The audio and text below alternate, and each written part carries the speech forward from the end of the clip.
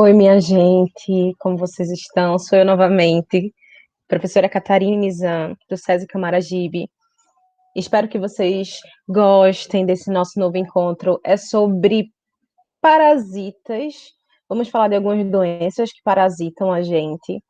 Vamos entender alguns vocabulários novos. Eu acredito que vocês vão gostar da aula de hoje. Espero que vocês tenham gostado da aula anterior. Vamos embora. Aproveitem.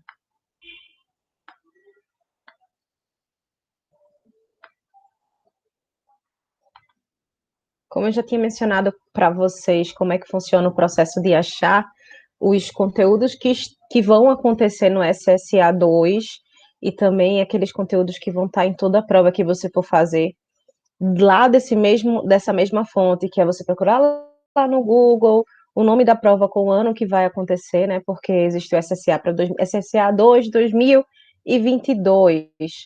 E aí você seleciona todas as. Procura lá o edital. Normalmente vem no site da UPNet, você seleciona esse edital, você procura os conteúdos programáticos. No meu caso, você observa lá o de Ciência da Natureza ou Biologia, não lembro exatamente qual dos dois nomes está. Pega esse conteúdo, lá dentro vai estar falando sobre o reino protista e as principais doenças, tá? E as doenças relacionadas ao reino protista. Como a gente está falando muito de protista, tudo que vocês virem hoje é sobre protista e vai ser bem esclarecedor, porque vocês vão olhar algumas doenças e vão dizer: oh, nossa, eu não sabia que isso era do reino protista e tal. Vamos embora. Antes de mais nada, de acordo com a filogenia, que é aquele tipo de classificação onde a gente vai agrupar os organismos, relacionando eles com alguma informação genética que leve eles a um ancestral em comum, a gente tem, essas árvores aqui todas arrumadinhas, onde todos os organismos que fazem parte dos três domínios, né, arqueia, bactéria e eucária, estão por aqui. Porém, os protistas eles estão agrupados em todos os filos, na verdade, em todos os domínios. Por isso que vale a pena salientar que o protozoário ele é um grupo não monofilético, porque ele não está vindo, não é desenhadinho assim, ó, não vem de uma única árvore filogenética, tá? Ele permeia várias algas vermelhas, algas verdes, algas marrons aqui, tá bom?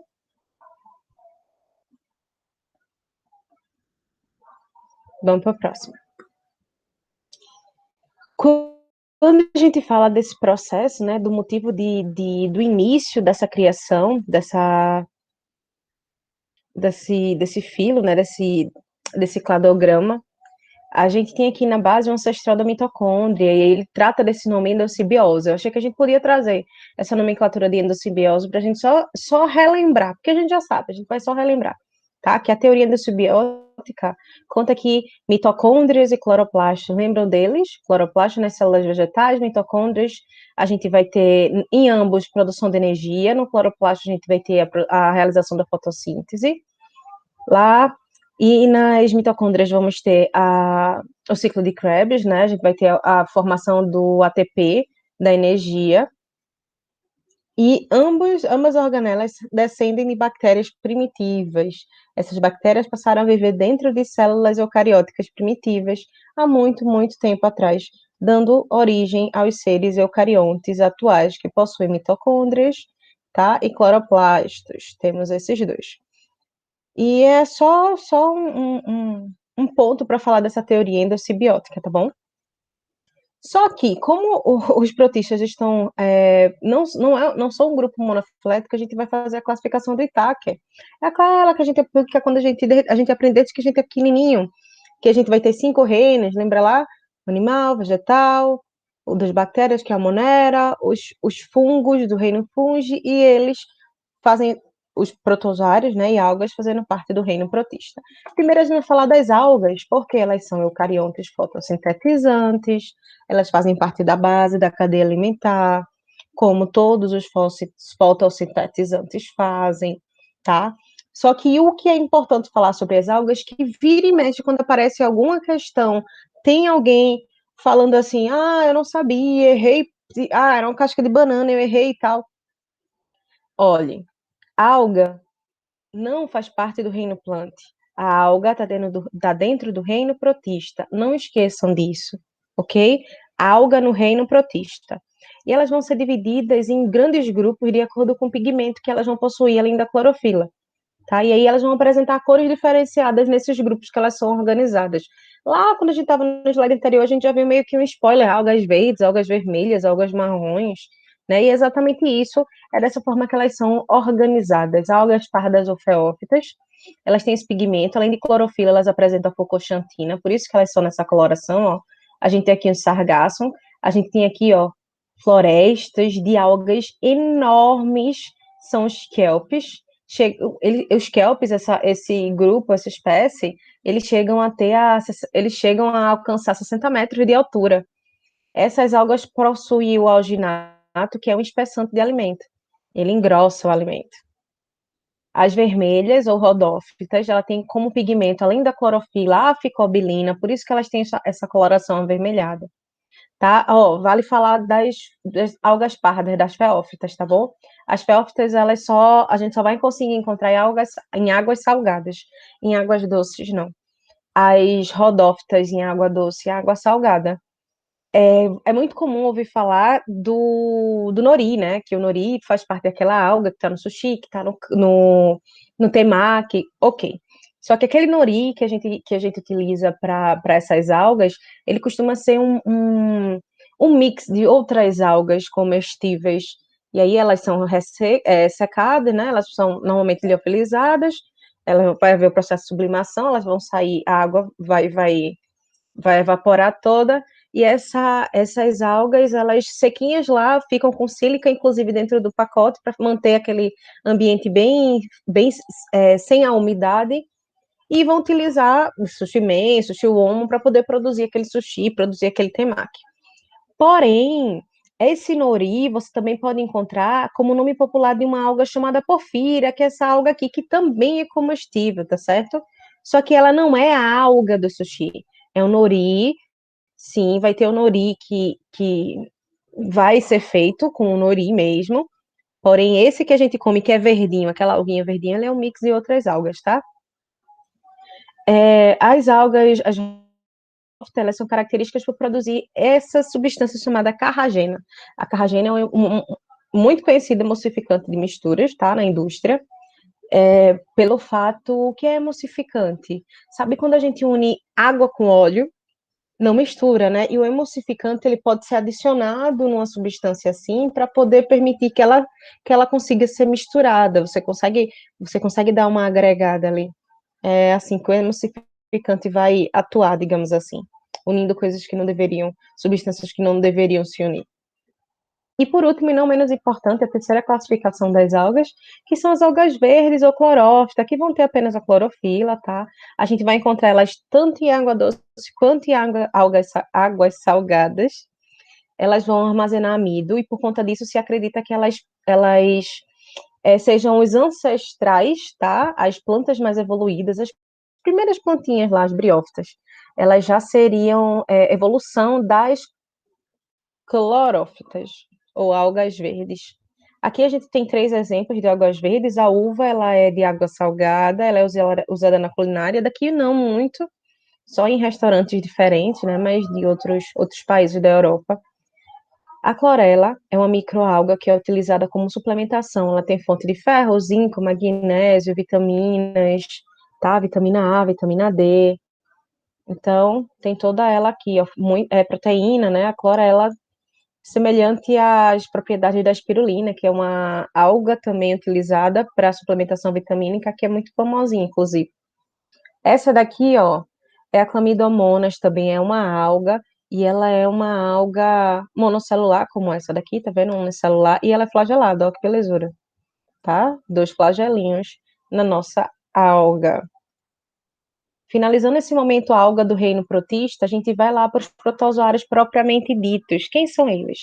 Eles são unicelulares e heterótrofos, diferentes das algas, eles não possuem nenhum pigmento fotossintetizante. Eles não conseguem produzir a fotossíntese, sendo assim, não são autotróficos, tá? Eles são heterotróficos porque eles precisam se alimentar de outros organismos. São unicelulares por serem dotados apenas de uma célula. É muito comum se encontrar eles em poças, água de rio, de oceano, em solo úmido, ou seja, eles gostam bastante de umidade. Por isso que a gente também pode encontrar eles em alguns intestinos de animais. Eles conseguem fazer o processo da digestão da celulose, como lá no cupim e também na vaca. Lembra que a vaca tem 4 estômagos? Um deles é o rumen, o primeiro estômagozinho da vaca, né? Entra lá no rumen e depois faz todo aquele processo de da haver a ruminação para poder voltar para a boca, para a vaca mastigar, enfim. Mas lá no rumen vai haver alguns protozoários que vão auxiliar na degradação das fibras de celulose. Mesma coisa que vai acontecer no intestino dos cupins.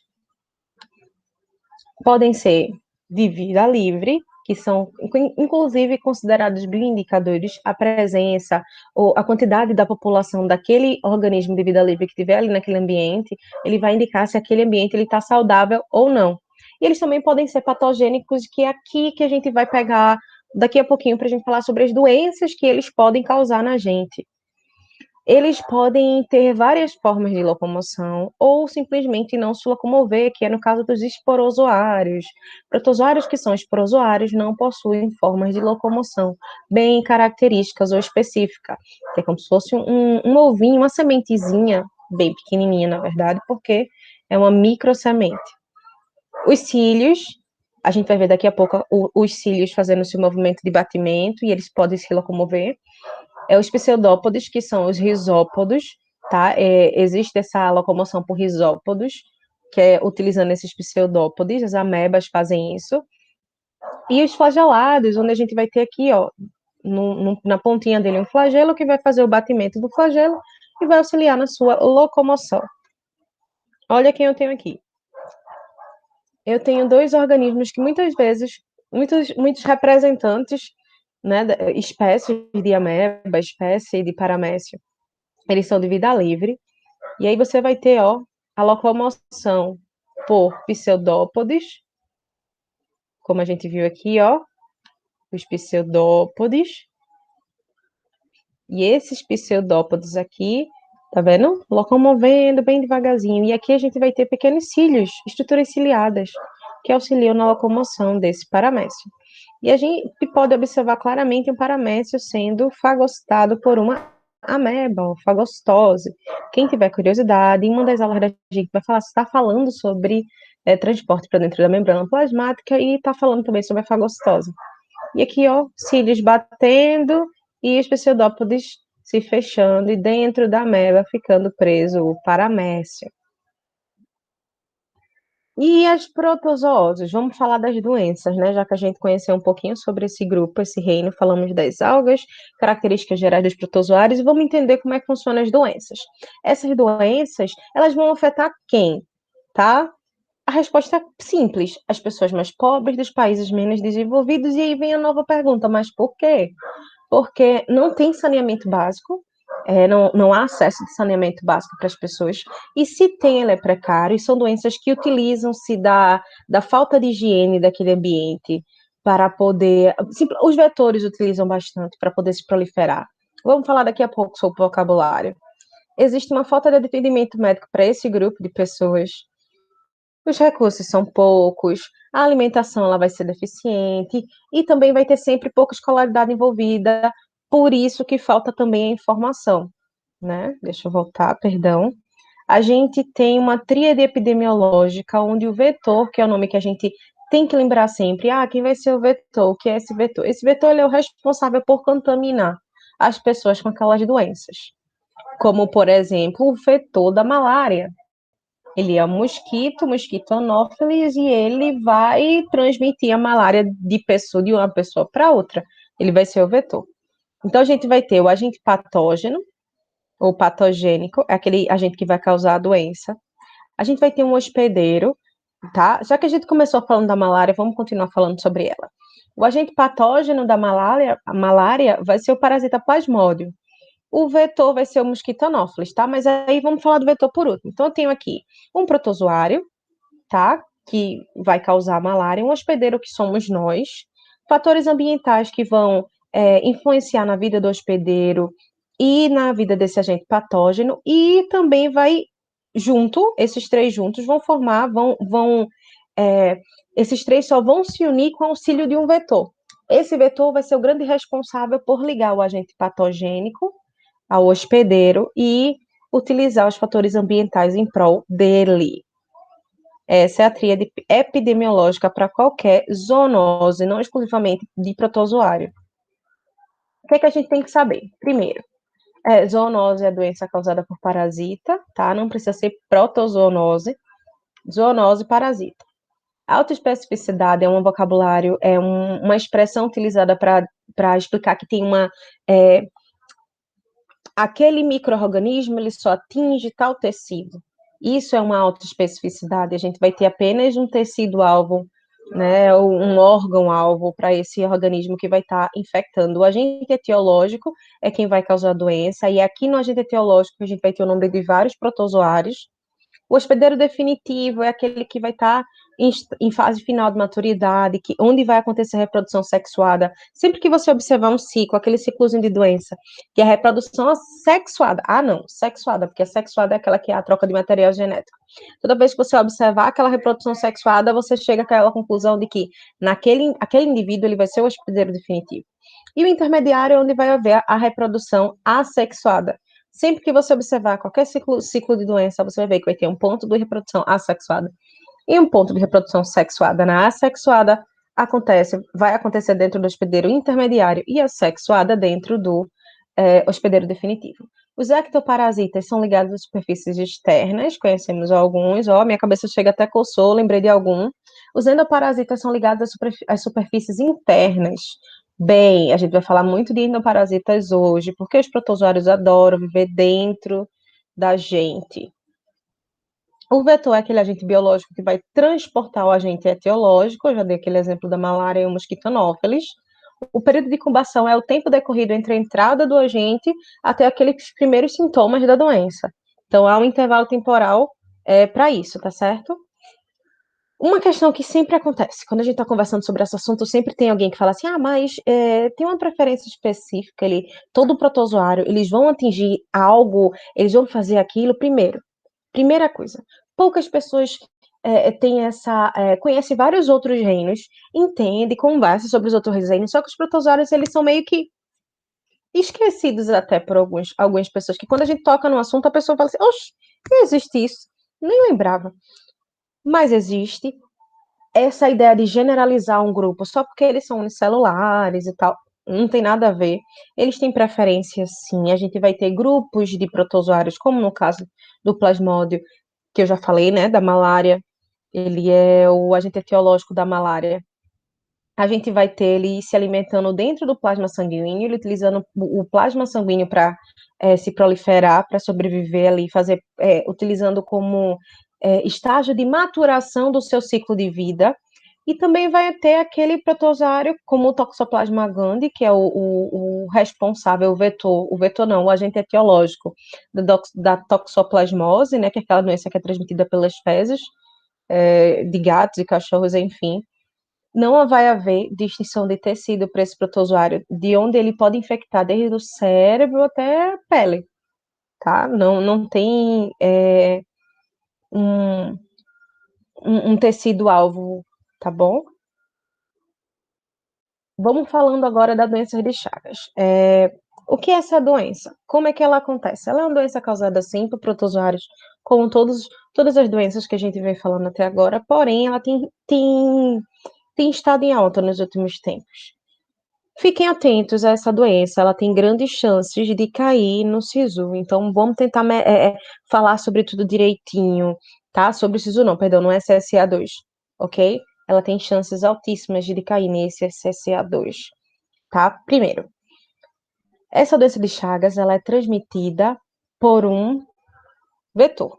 Ele não tá aqui agora, a gente vai falar desse vetor logo menos. Assim que vocês olharam, vocês já lembraram dele, do barbeiro, não é isso? Pronto, esse é o vetor. O Trypanosoma cruzi, ele vai ser o agente etiológico. E qual é o sintoma da doença de Chagas? Vai ter febre, aparecimento de gânglios. Lembra lá as amígdalas, axila? A gente tem gânglios nessas regiões e eles vão inchar. tá? Fazem parte do nosso sistema linfático e eles incham dependendo do acometimento que a gente estiver tendo naquele momento. E há o aparecimento de gânglios, o crescimento do baço, do fígado, alterações elétricas no coração e ou inflamação das meninges, quando há caso grave. E aí, pausa para a gente conhecer as meninges, tá? Que são essas membranas aqui, que a gente está vendo. Temos a dura mater, a aracnoide e a pia mater, são essas três membranas que estão aqui na parte cerebral, tá? Na parte frontal, essas três membranas do crânio, tá bom?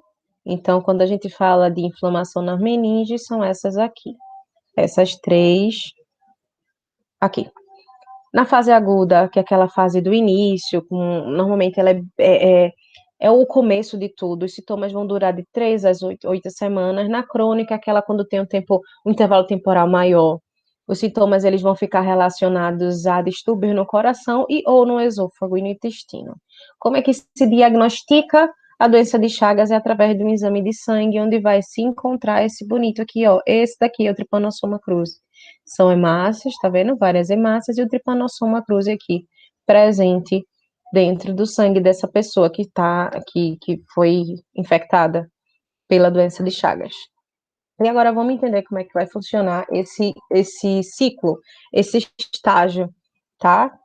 Antes de mais nada, vamos ter esse acesso aqui à legendinha para a gente poder entender esse ciclo, porque a gente vai ter três morfologias, que é a tripomastigota, a epimastigota e a mastigota. A gente vai encontrar aqui, ó, as tripomastigotas bem no início, tá? O tripanossoma, ele vai entrar dentro do seu organismo pelas fezes do barbeiro. O inseto, ele morde você, ou não, mas muitas vezes ele morde a pessoa e defeca naquele local também. E aí você, por conta da mordida, você coça, você machuca a sua pele. E o protozoário que está nas fezes desse barbeiro, ele vai entrar dentro do seu organismo, beleza. Começou o seu estágio, né? Esse é o estágio infeccioso. Lembrando que o barbeiro ele vai ser o vetor, tá certo? Ele não é o agente etiológico. O agente etiológico é o Trypanosoma cruzi. As tripomastigotas, olha, primeiro estágio morfológico aqui, ó, as tripomastigotas, elas vão virar amastigotas nas células. Olha aqui, dentro do ser humano, as amastigotas vão começar a se multiplicar. Após essa multiplicação, elas vão virar tripomastigotas e vão romper, tá?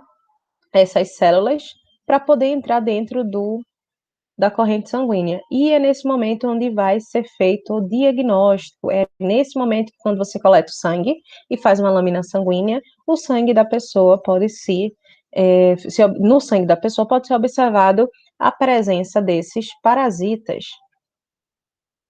Em seguida, ou não, né? A gente pode ter esses parasitas aqui dentro desse organismo, fazendo o seu processo de reprodução dentro das células dos seres humanos. Se um outro barbeiro, tá, morder você, ele vai absorver essa tripomastigota novamente. Dentro do intestino dos barbeiros, ela vai virar epimastigota. Vai acontecer a reprodução assexuada, tá? Dessa reprodução assexuada vai surgir novas tripomastigotas essa que vão ser passadas para o ser humano quando esse barbeiro morder e defecar essa pessoa. Dentro do barbeiro, a gente vai ter apenas a reprodução assexuada. Isso significa que ele é o hospedeiro definitivo e intermediário. Exatamente, ele é o hospedeiro intermediário. A fase sexuada vai acontecer dentro da gente, sendo nós, seres humanos, os hospedeiros definitivos. Temos que falar de alguns protozoários flagelados, não só do Trypanosoma cruzi, que ele é um protozoário flagelado. Vamos falar de outros protozoários flagelados causadores de doença. Essa doença não é comum aqui pra gente, mas é uma doença que mata cerca de 50 mil pessoas por ano na África, tá? Ela é transmitida pela mosca tsetse, ela é chamada de tripanossomíase humana africana, ou doença do sono. Nessa doença do sono, tem sintomas iniciais simples que muitas outras doenças trazem, como dores de cabeça, febre e dor nas articulações. Só que aí, quando a doença evolui, O parasita ele vai invadir o sistema nervoso, ele vai causar distúrbio do sono, alteração de humor e letargia, aquela lentidão, né? A falta de disposição, mas a falta de vontade. Muita gente que eu conheço é letárgico, devagarzinho, começa tudo, né? Porém, nesse caso é uma doença, é um sintoma. E pelo nome, ó, tripanossomia, você sabe que é um tripanossoma, que a conformação, a morfologia vai ser bem parecida com o do tripanossoma cruzi, da doença de Chagas. A giardíase, que é aquela que a gente costumava achar que era uma verminose causada por um plateuminto ou nematominto, algum outro parasita que não fosse um protozoário, porque é raríssimo as pessoas fazerem associação entre giardíase e protozoário. Você pode se contaminar com a giardia ingerindo os cistos, depois o trofozoito, ele vai sair de dentro desse cisto, vai virar no estágio ativo, ele vai se dividir, se reproduzir assexuadamente, tá? Por isso que é fissão binária ou bipartição, são reproduções assexuadas, e nem todas as pessoas vão aparecer os sintomas, ok? Porém, quando as pessoas têm sintoma, é dor de barriga, fezes amareladas, enjoo, tudo isso é sintoma de giardíase. Vai haver o esquecimento durante a passagem para o colo, ó, ele vai contrair, ele vai mudar a sua morfologia, e aí ele pode ser expelido pelas fezes. Quando eles sobrevivem fora do hospedeiro, só aqueles que estão enquistazados, eles passaram pelo enquistamento, só esses que conseguem sobreviver após serem liberados do intestino, do sistema digestório. E esses que sobrevivem, eles podem sobreviver, ó, por dias ou semanas dentro de água gelada, e se você ingerir esses cistos dormentes, eles vão voltar a fazer esse ciclo dentro do seu organismo. A giardia, como a trypanosomiase humana africana, são exemplos de doenças causadas por protozoários flagelados. Uma outra doença que muita gente não sabia que era causada por um protozoário, e é uma doença relacionada a uma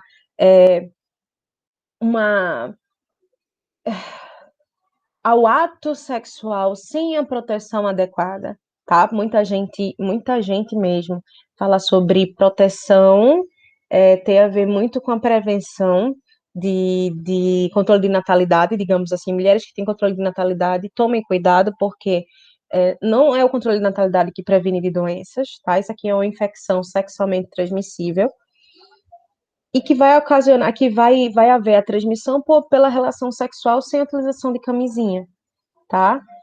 Vai provocar corrimento vaginal nas mulheres, uma dor desagradável, uma coceira, um ardor ao urinar, mas nos homens não costuma apresentar sintoma algum. Nas mulheres que têm a tricomoníase, pode acontecer risco de parto prematuro, tá? Esse daqui é o protozoário flagelado, que é o responsável pela tricomoníase, é o triconomas vaginalis.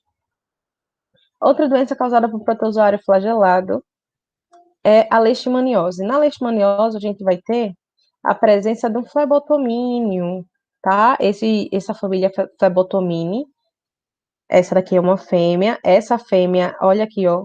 Olha o protozoário como ele é.